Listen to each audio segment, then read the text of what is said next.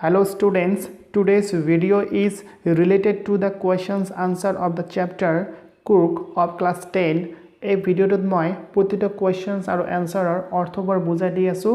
আৰু মই ডেসক্ৰিপশন লিংকত এইবোৰ questionৰ answerৰ PDF পেজখন দি দিছো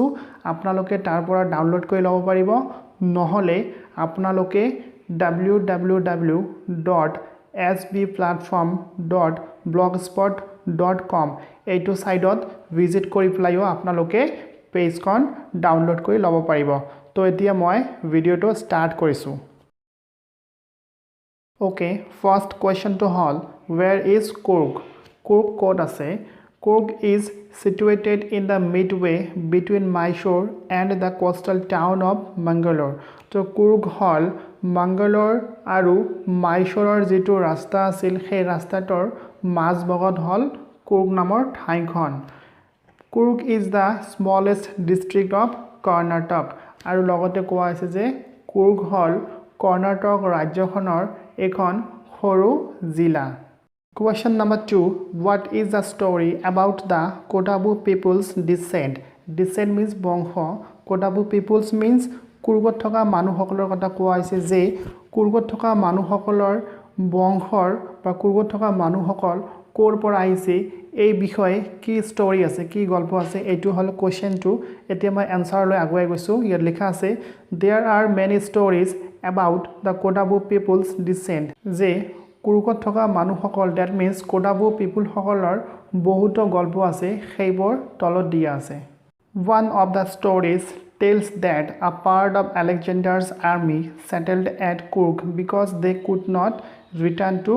their homeland. তো এটা গল্প আছে যে এই সময়ত আলেকজেণ্ডাৰৰ যিসকল আৰ্মি আছিল হিয়তে ভাৰতলৈ আহিছিল আৰু কিবা কাৰণত তাৰ পৰা বহুতে আকৌ উভতি গৈছিল কিন্তু বহু সংখ্যক আৰ্মিয়ে যাব পৰা না আছিল অৱশেষত হিয়তে তাতে থাকিব লগা হৈছিল since then they started settling there আৰু তেতিয়াৰ পৰা সেই আৰ্মি সকলে তাতে স্থায়ীভাৱে থাকিব লগা হৈছিল They married among the locals and took a district culture of their own. হিয়তে তেতে কি কৰিছিল যি সকলো উভতি যাব পৰা না আছিল হিয়তে তাৰ স্থায়ী মানুহসকলৰ লগত বিবাহত আবদ্ধ হৈছিল আৰু তাতে হিয়তৰ সংস্কৃতিখিনি স্থাপিত কৰিছিল Their culture is apparent in the martial tradition, religious rites, which are the differ from other Hindu. আৰু হিয়তৰ যিখিনি সংস্কৃতি means culture আছিল সেইখিনি স্পষ্ট apparent means স্পষ্ট কেনেকুৱা ধৰণৰ স্পষ্টকৈ আমি গম পাওঁ যে হিয়তৰ martial tradition martial শব্দটোৰ অৰ্থ হৈছে যোদ্ধা হিয়তৰ যোদ্ধামূলক ভাৱখিনি religious rites means ধৰ্ম ৰীতি নিয়মখিনি হিয়তৰ যেনেকুৱা আছিল সেইখিনি হিয়তে স্থাপিত কৰিছিল which are the differ from the Hindu differ means বেলেগ ধৰণৰ অমিল আৰু সেই সংস্কৃতিখিনিয়ে বাকিবোৰ হিন্দু মানুহৰ তুলনাত বেলেগ ধৰণৰ আছিল তো এইখিনিতে এটো স্পষ্ট হল যে কুৰুক পিপল সকল বা কোডাবু পিপল সকল গ্ৰীক ডিসেন্ট হয় কাৰণ আলেকজেণ্ডাৰ গ্ৰীকৰ মানুহ হয় আৰু তেখেতৰ লগত যি সকল আৰ্মি আহিছিল সেই সকল গ্ৰীকৰ পৰা আহিছিল হয় এইখিনিৰ পৰা স্পষ্ট হল হিয়তে গ্ৰীক ডিসেন্ট হয় Again, the theory of Arab origin supports that the Kodabus wear long black coat with an embroidered waist belt known as kupia. তো আৰু এটা ষ্টৰী আমি পালো যে কুৰুকৰ মানুহসকল আৰব ডিসেন্ট হয় কাৰণ হিয়তৰ ড্ৰেছখিনি আৰবৰ মানুহসকলে পিন্ধা ড্ৰেছখিনিৰ লগত মিল আছে হিয়তৰ ড্ৰেছখিনি কেনেকুৱা আছিল হিয়তৰ ড্ৰেছখিনি আছিল long black coat means দীঘল কলা ৰঙৰ কোট আছিল আৰু যিবোৰত waist belt embroidered কৰা আছিল আৰু যিটোৰ নাম হল কুপিয়া It resembles the kufiya worn by the Arabs and the Kurds আৰু কুফিয়া ড্ৰেছটো আকৌ resemble means সদৃশ বা মিল আছে কিহৰ লগত কুফিয়া ড্ৰেছৰ লগত KUFFIA এটো কুফিয়া ড্ৰেছৰ নাম হয় যিটো ড্ৰেছ আৰবত থকা মানুহসকলেহে পিন্ধিছিল তো কুফিয়া আৰু কুপিয়া এই দুটা ড্ৰেছৰ মাজত সদৃশ্য আছে গতিকে সদৃশ থকাৰ কাৰণে এইখিনি বিবেচনা কৰা হয় যে কুৰুকৰ মানুহসকল আৰবৰ ডিসেন্ট হয় From the fact it can be guessed that the people of Coorg are of Greek or Arabic origin তো ওপৰত আলোচনা কৰি অহা ষ্টৰীৰ পৰা এইখিনি স্পষ্ট হল যে এনেকৈ অনুমান কৰিব পাৰি যে কুৰুকত থকা পিপল সকল হয় গ্ৰীকৰ পৰা নহলে আৰবৰ পৰা আহিছে Question number 3 What are some of the things you know about তলদিয়া question বৰৰ বিষয়ে কি জানে লিখিব কৈছে First question The people of Kurg কুৰ্গত থকা people বৰৰ বিষয়ে লিখিব কৈছে Answer to all The people of Kurg are hospitable and friendly People সকল কেনেকুৱা আছিল hospitable আছিল আৰু friendly আছিল friendly শব্দটোৰ অৰ্থ হৈছে বন্ধুসুলভ and hospitable means অতিথি বা আলহীক যত্ন বা সেৱা শুশ্ৰূষা কৰা এনেকুৱা ধৰণৰ ভাৱ হিয়তৰ আছিল they are of Greek or Arabic origin আৰু কুৰ্গৰ মানুহসকল হয়তো গ্ৰীক নহলে আৰবৰ পৰা আহিছে they enjoy recounting numerous tales of bravery of their sons and fathers আৰু কুৰ্গত থকা মানুহসকলে নিজৰ লৰা বা নিজৰ দেউতাকৰ সাহসীৰ কথাবোৰ কৈ পেলাই খুবে ভাল পাইছিল they are only people of India who are permitted to carry firearms without a license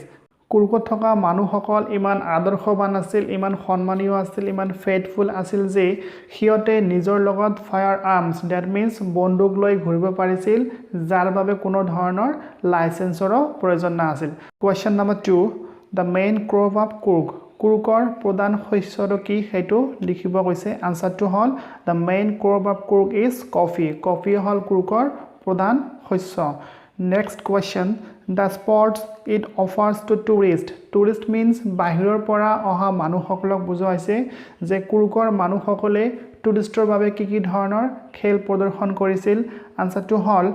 Kurg spots many adventurous sports to tourists তো এনেকুৱা ধৰণৰ এডভেঞ্চাৰাছ দ্যাট মিন্স দুঃসাহসিকমূলক খেলবোৰ হিয়তে টুৰিষ্টবোৰক আনন্দ দিয়াৰ কাৰণে খেলিছিল যেনে খেলবোৰ আছিল they are rafting canoeing, rappelling, rock climbing, mountain biking, walking trails, etc.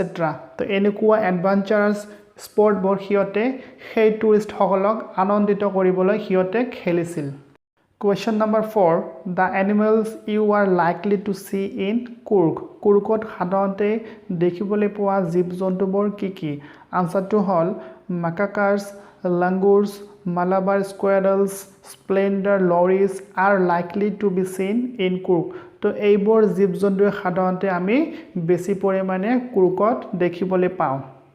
Question number 5 and this is the last question of the chapter it is its distance from Bangalore means Bangalore পৰা কুৰ্গৰ দূৰত্ব কিমান and how to get there আৰু কুৰ্গলৈ আমি কেনেকৈ যাব পাৰি Answer to hall Kurg is 260 kilometers away from Bangalore তো কুৰ্গৰ দূৰত্ব হল বাংগালোৰৰ পৰা 260 kilometers one can go there by air train or road তো আমি কুৰ্গলৈ যাব লগা হলে আমি এয়াৰ দ্যাট মিন্স উৰাজাহাজেৰে যাব পাৰিম ট্ৰেইন মিন্স ট্ৰেইনৰ আমি যাব পাৰি আৰু road that means বাসেৰে আমি ৰাস্তাইদি কুৰ্গলৈ যাব পাৰিম Okay these are the questions and answers of the chapter Kurg have been discussed in the video and if you have anything else to know then you can comment in the comment box I will find it out and I will try my best to give your questions answer Thank you have a good day